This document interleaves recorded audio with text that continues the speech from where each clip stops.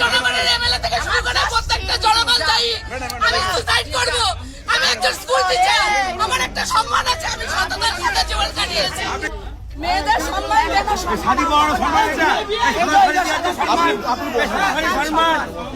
এই সম্মান সমাধান আগে সত্যি আমাদের ঘরের মা বোন মহিলাদের পরিকল্পনা ছিল।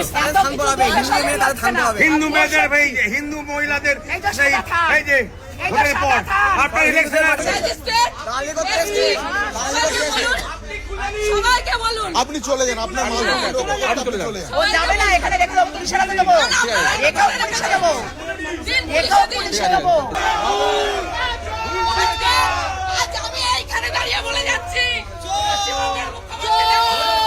বিজেপির আসল রূপ